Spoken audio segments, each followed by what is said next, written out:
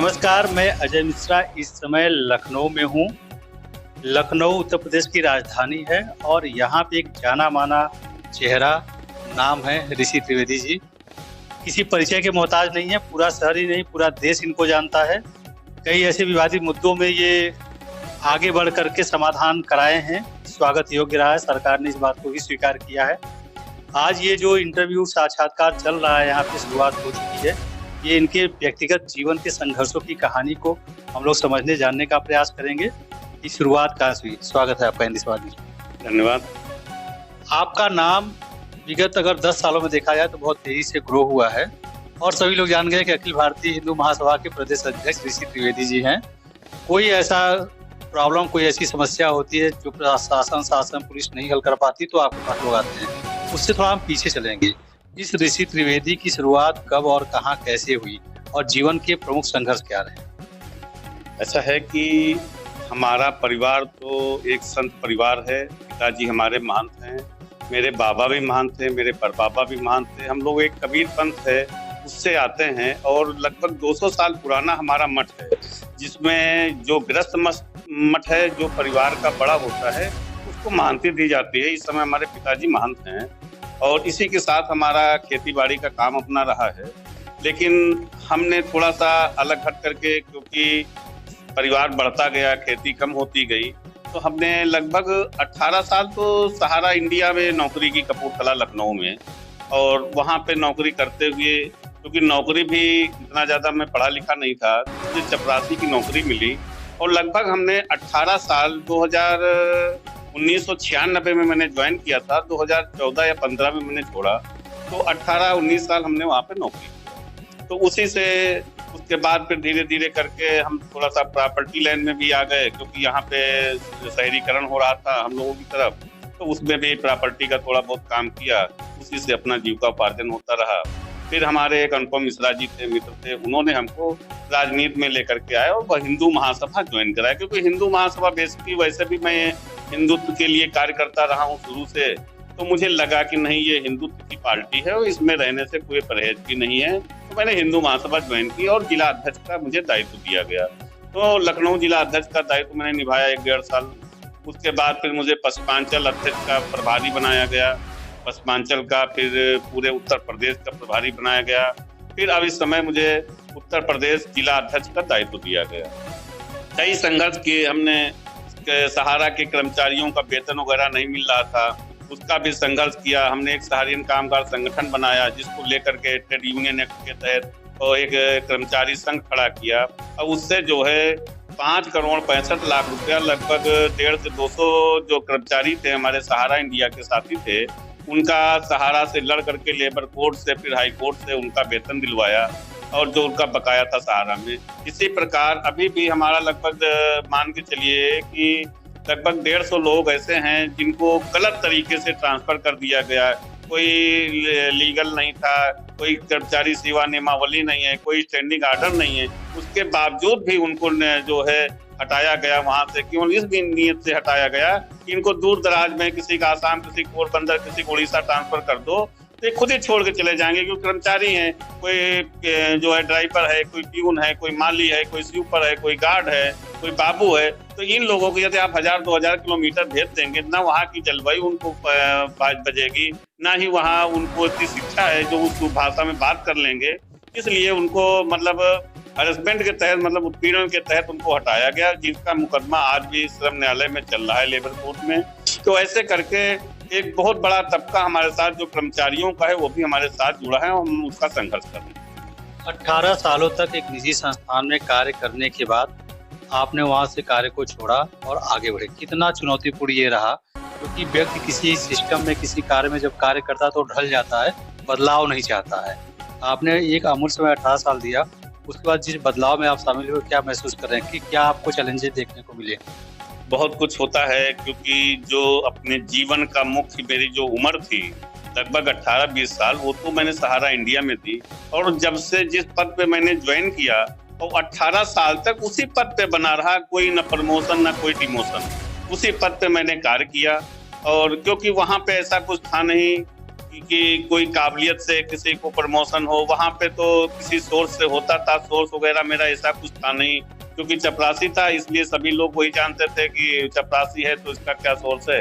तो उसी नज़र से सब लोग देखते थे और उसी नज़रिए से हमको भी समय अपना पास करना था, तो हमने भी अपना उसी हिसाब से करते रहे। फिर धीरे-धीरे करके हम लोग फिर अपनी खेती-बाड़ी थोड़ी बहुत, यहाँ पे जो पैतृक हमारी भूमि थी, उसको थोड़ी बहुत सेल करके हम लोगों ने सीतापुर में एक ज़मीन खरीदी। फिर उसमें खेती-बाड़ी में लग करके अपना जीविकोपार्जन करने लगे और उसी के साथ हिंदुत्व की राजनीति करना शुरू किया। आपने बताया कि आपके जैसे अगर पुश्तैनी परिवार की बात की जाए, महंत हैं और किसानी का काम करते हैं। ये जो आपका कार्य है कम्प्लीटली लीग से हट के है। महंत का काम कम्प्लीटली दूसरा है, किसानी का कार्य दूसरा है और हिंदू महासभा के रूप में आपका कार्य बिल्कुल दूसरा है। तो जब भी आपने इस कार्य को शुरू किया तो उस समय क्या-क्या आपको नए बदलाव सीखने को मिले, क्या संघर्ष करने को मिला? नहीं, अभी भी लगभग मान के चलिए कि 70 से 80 बीघे खेती मैं ही करता हूँ, क्योंकि हमारे भाई लोग जो हैं वो व्यापार बिजनेस अपना करते हैं, तो पूरी खेती की जिम्मेदारी हमारे ऊपर ही है। तो हम ही पूरी खेती करते हैं और मैंने ट्रैक्टर वगैरह सारी संसाधन है हमारे पास। तो एक वैसे भी खेती से मेरा पुराना लगाव भी है, क्योंकि शुरुआत से, क्योंकि मैं पहले भी बता चुका कि मैं उतना ज़्यादा पढ़ा लिखा नहीं था, तो खेती में मेरी रुचि भी थी और उसको मैंने आज भी कर रहा हूँ, उसी से हमारी जीविका भी चलती है। बाकी अब तो प्रॉपर्टी का भी काम बंद हो गया, जैसे ये सरकार ने जो टाइट कर दिया व्यवस्थाओं को लेकर के। हमने एक एमडीएस रियल एस्टेट कंपनी भी बनाई थी, लेकिन कोरोना के दौरान वो भी बंद हो गई।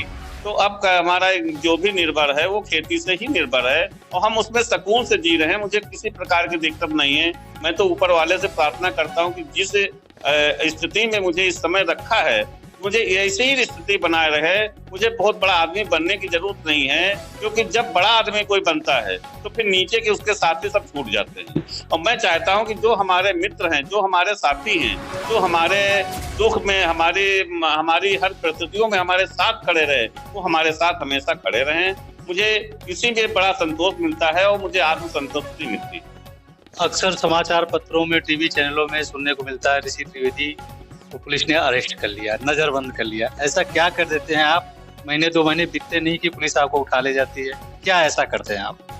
ऐसा है कि जैसे कि एक नाम आपने सुना होगा, लक्ष्मण टीला, क्योंकि ये लखनऊ जो है, ये लखनऊ है ही नहीं, ये तो लक्ष्मण टीला है, लखनपुरी है। जिसको हमारे वेदों में देखिए, ग्रंथों में देखिए, हर जगह लखनपुरी कहा जाता है। इसका नाम था लक्ष्मणपुरी। ये भगवान श्री राम जी के भाई, छोटे भाई थे लक्ष्मण जी, उनके नाम से बसाया गया था। बहुत बड़ा एक लक्ष्मण टीला है गोमती नदी के किनारे। वहाँ पे शेषनाग जी का मंदिर है और हर चीज थी, लेकिन आताताइयों ने उसको तोड़ा, नष्ट किया, उस पर कब्जा किया। उसको लेकर के हम न्यायालय में भी हैं, हाई कोर्ट में भी हैं, लोअर कोर्ट में भी हैं और हम निरंतर रोडों पे भी संघर्ष करते हैं कि जो चीज हिंदुओं की है वो हिंदुओं को मिलना चाहिए। एक चीज आप ही बता दीजिए कि मुसलमानों को ये आवश्यकता क्यों पड़ी? आज तो मानता हूं कि जमीन की क्राइसिस है, जमीन की कमी है, लेकिन एक समय ऐसा था तब दूर दूर तक जमीन थी, आबादी बहुत कम थी, तो हमारे मंदिर के बगल में ही मस्जिद बनाने की क्या जरूरत पड़ी? जब राम जन्म भूमि के बगल में आपने मंदिर बना दिया, लक्ष्मण टीला के बगल में मस्जिद, टीले वाली मस्जिद बना दिया। हमारा कृष्ण जन्म भूमि, जहाँ पर भगवान श्री कृष्ण का जन्म हुआ, उसके बगल में मंदिर मस्जिद बना दिया। आपके ज्ञान वापी, उसके बगल में मस्जिद बना दिया। जहाँ पे हमारे मंदिर है उसी में घुसेड़ के मस्जिद बनाने की क्या जरूरत थी? इतनी जगह पड़ी थी, कहीं भी आप बना लेते, लेकिन नहीं, वो मस्जिदें नहीं है, वो मंदिर थे, उनको तोड़ा गया, नष्ट किया गया, क्योंकि अंग्रेजों ने हमारे धन को लूटा और मुसलमानों ने हमारे धर्म को लूटा। तो मुसलमान, ये जो धर्म था, जो हमारे मठ मंदिर थे, उनको जो नाश किया गया, तोड़ा गया, उनको बर्बाद किया गया, उन पर कब्जा किया गया, ये मुसलमानों ने किया है और उसके लिए मैं मुखर हूँ, मैं सीधी बात करता हूँ, इसलिए पुलिस मुझे अरेस्ट कर लेती है। इस ऋषि त्रिवेदी को पुलिस से, जेल से डर नहीं लगता? सबको डर लगता है, मुझे भी डर लगता है। मेरे बच्चे हैं, पापा हैं, मम्मी हैं, परिवार है, और जब मैं जेल जाता हूँ तो सब पीड़ित होते हैं, दुखी होते हैं। मैं पहली बार जब जेल गया लक्ष्मण टीला को लेकर के, तो सभी लोग, घर में मैं आया तो पापा मम्मी भी रो रहे थे, तो मुझे भी बड़ा लगा कि क्या बताया जाए, मेरे वजह से मेरे ऐसे क्या रास्ता है हमारा, जिससे कि परिवार भी मेरा प्रभावित होता है। लेकिन अब इसके लिए हम अपना रास्ता तो नहीं छोड़ सकते। मैंने अपने माता पिता को भी समझाया कि नहीं, ऐसा कुछ नहीं, हम कोई चोरी करके नहीं गए हैं, हमने कोई अपराध नहीं किया है, हम अपने धर्म के लिए लड़ रहे हैं, धर्म के लिए लोग शहीद हो जाते हैं, मैं तो जेल तक गया हूँ, इसमें कौन सी बड़ी बात हो गई। मैंने घर में समझाया, हमने कहा ऐसा कोई परेशान होने की बात नहीं है। और वहां भी मैं जेल गया।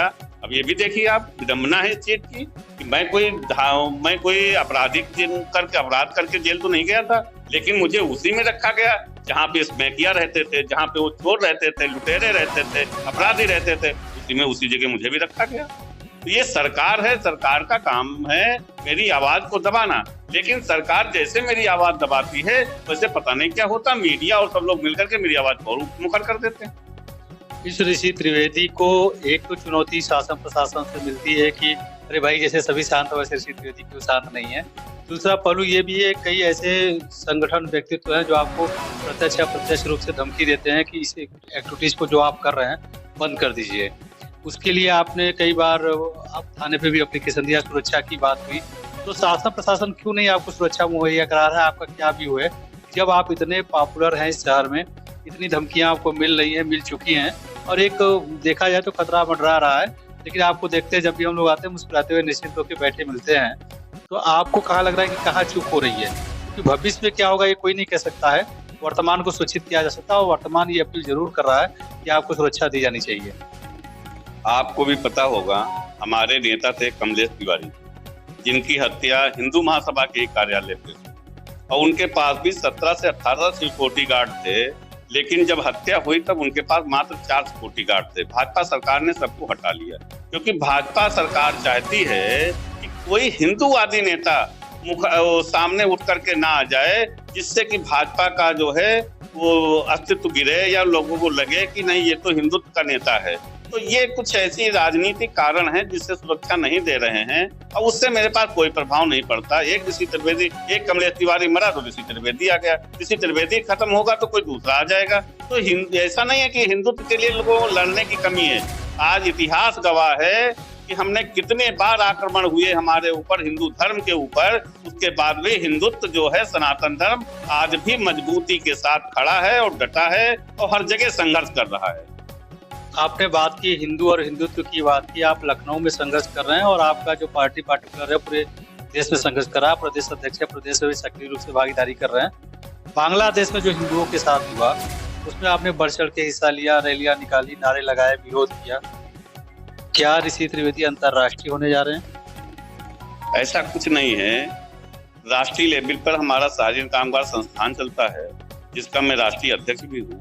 और रही बात राष्ट्रीय होने की या प्रदेश होने की, ऐसा है कि हिंदू बांग्लादेश में हो या हिंदू कहीं भी हो, बांग्लादेशियों आप सोचिए कि उन बांग्लादेश में जो हिंदू रह रहे थे उनके साथ जो अत्याचार हुआ, उनके घर लूटे गए, उनकी दुकानें लूटी गई, उनकी बहन बेटियों के साथ जो है अत्याचार हुआ, बलात्कार हुआ, उनके साथ रेप हुआ, ये सारी चीजें हिंदुओं के साथ ही क्यों हो रही? और आप उन्हीं के प्रधानमंत्री को अपने यहाँ शरण दे करके रखे हो। वहीं का प्रधानमंत्री हमारे यहाँ पे शरण में बैठा, हमारे यहाँ पे शरण में आया है, और हमारे हिंदू भाई वहाँ काटे जा रहे हैं, मारे जा रहे हैं। सरकार क्या सुरक्षा कर रही है? क्यों नहीं ऐसा कोई कानून है? आप बताइए कि वहां से हिंदू भगाए गए तो उनको शरण कहाँ मिले? भारत में। भारत यदि हिंदू राष्ट्र नहीं होता है तो जब भारत से भगाए जाएंगे तो कहाँ जाएंगे? कोई जगह है, कोई एक जगह बता दी जाए कि यदि भारत से हिंदू भगाए जाएंगे तो कहाँ जाएंगे? कोई जनसंख्या नियंत्रण नहीं है, मुसलमानों के ऊपर कोई नियम कानून नहीं है, वो शरीयत कानून चलाना चाहते हैं। तो इन सब चीजों को एक देश तो एक कानून होना चाहिए, चाहे हम हिंदू हो, चाहे मुस्लिम हो, चाहे सिख हो, चाहे ईसाई हो। एक देश है तो एक शिक्षा होनी चाहिए। चाहे वो मदरसे में क्यों पढ़ने जाते हैं, सब पढ़े स्कूल में। हमारे वेदों पे पढ़ने के लिए प्रतिबंध है, हम वेद नहीं पढ़ा सकते कॉलेज में, वो मदरसे में शिक्षा दे सकते हैं। मदरसा जो है, मदरसे पे तो तत्काल बैन होना चाहिए। मदरसा आतंकवादी गड्ढा है, वहां पे आतंक पैदा होते, आतंकवादी पैदा होते हैं। आज़ादी के 78 साल पूरे होने के बाद भी अगर देखा जाए तो आज भी पूरे देश में जात की राजनीति होती है। हिंदू की अगर बात की जाए तो हिंदू भी ओबीसी, एससी, एसटी, जनरल अलग अलग कैटेगरी में बटे हुए हैं। कितना चुनौतीपूर्ण है आपके लिए इनको संगठित करना और अपनी बातों को कन्विंस करना? कोई संकट नहीं है, बहुत आसान सा काम है। यदि सरकारें चाहें तो जातवाद 2 मिनट में खत्म हो सकता है। जातवाद तो सरकारों ने फैला करके रखा है। आप भाजपा में चले जाइए, ये अल्पसंख्यक मोर्चा का उनका जिला अध्यक्ष है, ये बैकवर्ड का जिला अध्यक्ष है, बैकवर्ड का प्रदेश अध्यक्ष है। ऐसा क्यों है? क्यों आपने जातगत राजनीति पैदा कर दी? आप तो हिंदुत्व के नाम से पहचाने गए थे। सत्ता में आए हो तो हिंदुत्व के नाम पे आप आए हैं। जो है हिंदुओं ने आपको वोट दी, किसी जातगत लोगों ने वोट नहीं दी थी।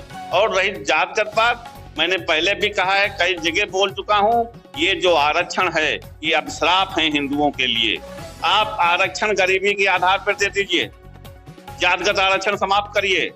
जैसे कि आपने बनाया है कि हम सबको राशन देते, राशन किसको दे रहे हो? जो हमारे यहाँ गरीब हैं, जिनको खाने के लिए मोहताज हैं, जिनके पास राशन नहीं है, उनको सरकार ने एक बीपीएल कार्ड बनाया और उनको राशन देने की व्यवस्था की। बहुत सुंदर सी बात है, आप राशन दे रहे हैं, उन्हीं को आरक्षण दे दो। जब आपके पास पूरा डाटा है, पूरी लिस्ट है कि हमारे देश में इतने लोग गरीब हैं जिनको हम राशन दे रहे हैं, तो उन्हीं को आरक्षण दे दीजिए। वही लोग जाएं आगे, डॉक्टर बने, इंजीनियर बने, विधायक बने। क्यों है आप जो है एक जो आईएएस को पीसीएस को आरक्षण दे रहे हो? क्या जा सकता है उसकी? एक विधायक को आरक्षण दे रहे हो, एक सांसद को आरक्षण दे रहे हो, एक जो ऊपर 1 क्लास का अधिकारी है उसको आरक्षण दे रहे हो। उसको आरक्षण की नहीं हो सकता है। आरक्षण वो गरीब खेतिहर मजदूर की हो सकता है जिनको आप राशन दे रहे हैं। क्या आपको लगता है कि अगर ये व्यवस्था राशन कार्ड के आधार पर ही आरक्षण लागू कर दिया जाए पूरे देश में, तो एक हिंदुत्व एकजुट हो जाएगा और दूसरी बात जो ये आरक्षण को लेकर के जातिगत राजनीति बहुत गहरी जड़ों तक फैली हुई है, वो समाप्त हो जाएगी? बिल्कुल समाप्त हो जाएगी। जब आप, जैसे आपने भेदभाव नहीं किया, आप आरक्षण दे रहे हो, चाहे ब्राह्मण हो, चाहे ठाकुर हो, चाहे वैश्य हो, चाहे शूद्र हो, आप सबको आरक्षण दे रहे हैं, तो वो सबको राशन दे रहे हैं ना। उसी प्रकार सबको आरक्षण दे दीजिए। जिनको आपने बीपीएल कार्ड बना दिया, आपके लिस्ट में वो गरीब हैं, आप उनको राशन वितरण कर रहे हो, उनको तुरंत चिन्हित करिए, उनको सबको आरक्षण दे दीजिए। ऊपर से आरक्षण हटाइए, नीचे दे दीजिए। आप बताइए चिराग पासवान को क्या जरूरत है आरक्षण की? वो सांसद हैं, उनको, उनके लड़के को क्या जरूरत है? उनके परिवार को आरक्षण की क्या जरूरत है? लेकिन आप आरक्षण देंगे क्योंकि आपको राजनीति करनी है। ऐसे नियमों को बदलना होगा और तभी हिंदुत्व संगठित होगा, हिंदू संगठित होगा। वैसे जातगत राजनीति करते रहोगे तो हिंदू कटता रहेगा, मरता रहेगा, लेकिन संगठित नहीं होगा। विगत कई वर्षों से आपने एक बड़ी मुहिम चला रखी है कि इस देश को हिंदू राष्ट्र घोषित किया जाए। जब आप लोगों के बीच में जाते हैं, अपनी बातों को रखते हैं, एक बड़ी रैली, बड़ा अभियान करते हैं, जिले जिले में आपके लोग कार्य कर रहे हैं, कितनी सफलता आपको अभी तक मिल पाई है? बिल्कुल बहुत सफलता, लोग जागरूक हो रहे हैं। हिंदू राष्ट्र की बात पहले शुरू से ही 1915 की हिंदू महासभा है, उस समय हिंदू राष्ट्र की बात उठी थी। आज तो आप देखिए धीरेन्द्र शास्त्री जी हिंदू राष्ट्र की बात कर रहे हैं। अरे हमारे लोकसभा में जय हिंदू राष्ट्र का नारा लग गया। तो ये हिंदू महासभा की देन है कि आज सभी संत जो भी कट्टर हिंदूवादी हैं वो हिंदू राष्ट्र की बात करते हैं। तो ये देन हिंदू महासभा की। हिंदू महासभा के रूप में आप प्रदेश अध्यक्ष के रूप में लगातार आप कार्य कर रहे हैं, लेकिन कई बार जब हम लोग आते हैं, आप यहाँ पे देखते हो बहुत सारे लोग व्यक्तिगत समस्याएं लेकर आते हैं, उसका समाधान कैसे करते हैं? देखिए, जो समस्याएं शासन और प्रशासन के माध्यम से होने वाली होती हैं, उन समस्याओं का हम शासन और प्रशासन के माध्यम से पत्र लिख करके, बात करके उनको निस्तारण कराने का कार्य करते हैं। जो समस्याएं नहीं निस्तारित होती हैं उसके लिए फिर आंदोलन का और रोड का रास्ता तय होता है। ये ऋषि त्रिवेदी जो आज पूरे देश में जाना माना चेहरा नाम हो चुके हैं, अगर आप गूगल में सर्च करेंगे जाकर के ऋषि त्रिवेदी हिंदू महासभा, तो इनके ढेरों वीडियो और न्यूज़पेपर में इनके स्टेटमेंट्स मिलेंगे, उसे आप आइडेंटिफाई कर सकते हैं, हाँ यही ऋषि त्रिवेदी हैं वो। आपकी भविष्य की योजनाएं क्या है? मतलब आगे आज 2024 के बाद आप अगले कुछ सालों में क्या विचार चल रहा है आपको लेकर के, इन मुद्दों पे काम करेंगे? भविष्य की योजनाएं, अभी 25 अगस्त को अयोध्या जी में हमारा हिंदू महासभा त्रिदंडी का राष्ट्रीय अधिवेशन होने जा रहा है। उस अधिवेशन में बहुत से मुद्दे हैं जिन पे चर्चा होगी, जिन पे सहमति बनेगी। उसको लेकर के आगामी 2027 के चुनाव में हिंदू महासभा उत्तर प्रदेश के सभी सीटों पे चुनाव लड़ने की तैयारी कर रही है, क्योंकि हिंदू महासभा का मानना है कि अब बहुत हो चुका है। जब तक हमारे विधायक सदन में नहीं जाएंगे, हमारे विधायक जो है संसद में नहीं, लोग संसद में नहीं जाएंगे सांसद, तब तक हम संविधान में, कानून में परिवर्तन नहीं कर सकते हैं। तब तक हम आरक्षण जैसे बहुत सी ऐसी चीजें हैं जिनको हम जाकर के सदन में ही संशोधित कर सकते हैं। इसके लिए सदन चलने की तैयारी है और उसी के लिए पूरी रणनीति तैयार हो रही है। 2027 के विधानसभा चुनाव में अगर देखा जाए, मुख्य पार्टी के रूप में अगर देखा जाए, Bharatiya Janata party, Samajwadi party, Bahujan Samaj party, Congress कुछ हद तक है। बहुत सारी जनता दशकों से इनकी एक्टिविटी की प्रणाली को जान चुकी है, समझ चुकी है, नए विकल्प की तलाश में है। क्या हिंदू महासभा उनकी जो आवश्यकता है, उनके जो विचार है, उसको समझ पाएगी और एक बड़ा बदलाव 2027 में मैक्सिमम सीट जीत करके ला करके दिखा पाएगी? बिल्कुल, जो तैयारी चल रही है और जो हम लोगों के साथ लोग जुड़ रहे हैं, हमारे साथ सबसे ज्यादा किसान जुड़ रहा है, मजदूर जुड़ रहा है, जिनकी मैं शुरू से राजनीति करता आया हूँ, शुरू से उनकी बात को उठाता आया हूँ। किसान आयोग का जो गठन है वो शुरू से मेरी मांग है। हम एक पेंसिल बनाते हैं, उसका भी मूल्य निर्धारित कर लेते हैं, लेकिन किसान आलू पैदा करता है लेकिन उसका मूल्य नहीं निर्धारित होता है। कोई किसी भाव बेचने के लिए मजबूर होता है, कोई किसी भाव के लिए मजबूर होता है। तो इन सब चीजों को लेकर के जब तक किसान आयोग का गठन नहीं होता है, किसान खुशहाल नहीं होता। उसको जो किसान निधि आप दे रहे हैं उसको देना बंद करिए, उसको उसका वाजिब मूल्य दे दीजिए। वो आपकी लीला या आपकी खैरात पे जीने वाला नहीं है, किसान अन्नदाता है, वो सबका भरण पोषण करता है, उसका वाजिब मूल्य उसे मिलना चाहिए। वो चीज उसको दीजिए। उसको क्यों दे रहे हो 2000 4000?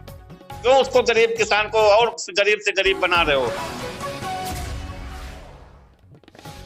खाने का कार्य करिए। इस ऋषि त्रिवेदी को देखा जाए कि आप एक बड़े संगठन, बड़े विचारधारा, बड़ी एक्टिविटीज में लगे हैं।